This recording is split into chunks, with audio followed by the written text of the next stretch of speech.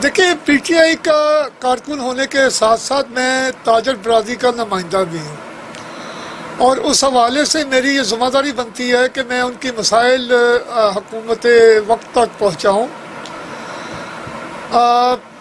पिछले साल जब कोरोना फर्स्ट टाइम पाकिस्तान में आया तो उस वक़्त तकरीबन 2 माह का लॉकडाउन किया गया। ताजर बरादरी तो अभी तक उस लॉकडाउन का नुकसान पूरा नहीं कर सकी। तो मैं वज़ीर-ए-आज़म पाकिस्तान जनाब इमरान खान साहब से गुजारिश करूँगा कि बजाय इसके कि मुकम्मल लॉकडाउन के आप स्मार्ट लॉकडाउन जो आपकी पॉलिसी है और मेरे ख्याल में पूरी दुनिया में आपने इंट्रोड्यूस करवाई है और बड़ी कामयाब रही है, उसको बेहतर किया जाए मज़ीद। और जब से मैं देख रहा हूँ कि रेंजर और आर्मी रोड के ऊपर आई है तो उसका बड़ा अच्छा इफेक्ट हुआ है कि पब्लिक ने जहाँ पर 30-40% लोग मास्क इस्तेमाल कर रहे थे, अब तकरीबन 60-70% लोग मास्क इस्तेमाल कर रहे हैं। तो अगर हम अपनी इस जो हमारी चेक एंड बैलेंस है उसको मज़ीद बेहतर करें, ज़िली इंतज़ामिया को थोड़ा सा हरकत में लाएं और आर्मी और पुलिस जो अपने मुश्तरका ऑपरेशन कर रहे हैं उसको मज़ीद बेहतर किया जाए, तो मैं समझता हूँ इसके हौसला अफजा नताइज निकलेंगे। और मैं नहीं समझता कि मुकम्मल लॉकडाउन करके हम कोई बेहतर नताइज हासिल कर सकेंगे। मुल्क में इस वक्त माशी पोजीशन कोई इतनी अच्छी नहीं है और ना ही ताजर बरादरी कोई अच्छे माहौल से गुजर रही है। कारोबार तो पहले ही नहीं है, तो मज़ीद अगर मुकम्मल लॉकडाउन किया गया तो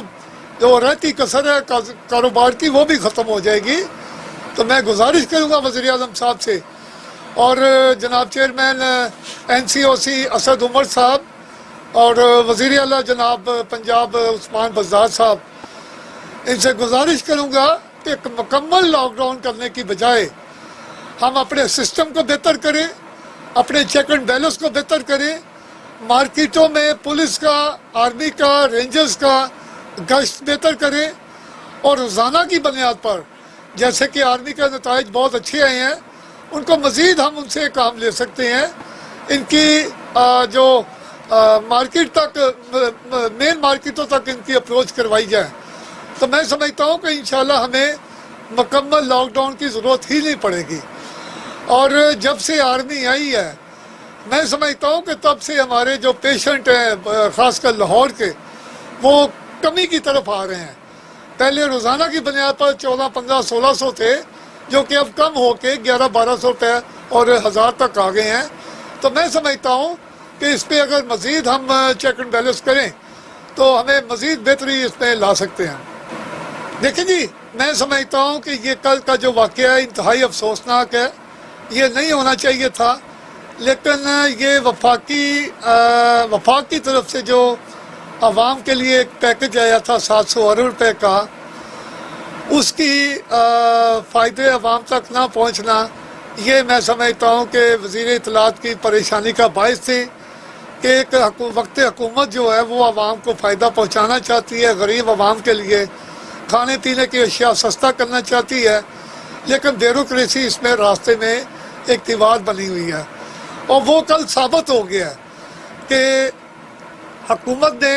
700 अरब रुपये का पैकेज दिया कि अच्छी चीज़ें, आला मेयार की चीज़ें वाफर तादाद में इन रमज़ान बाज़ारों में मुहैया की जाएं। लेकिन जब कल सूबाई वज़ीर इत्तलात ने वहाँ पर वो अपना विज़िट किया तो उनको जो फल के सैंपल नज़र आए और सब्ज़ियों की जो वो वहाँ पर क्वालिटी नज़र आई वो इंतहाई घटिया थी। तो इस पर जब उनसे पूछा गया उस असिस्टेंट कमिश्नर DB से, तो वो बजाय इसके कि अपनी सफाई पेश करते वो इमोशनल होते हुए वो अपने वहाँ से बाहर हो गई। तो मैं समझता हूँ कि ये ब्यूरोक्रेसी को अपनी आंखें खोलनी चाहिए, अब काम करके दिखाना चाहिए। ये गुस्सा दिखाने से ये काम नहीं बनेगा, उनको अपनी वर्किंग दिखानी चाहिए और अपने दफातर, अपने AC वाले दफातर उनको छोड़कर अवाम के दरमियान आना पड़ेगा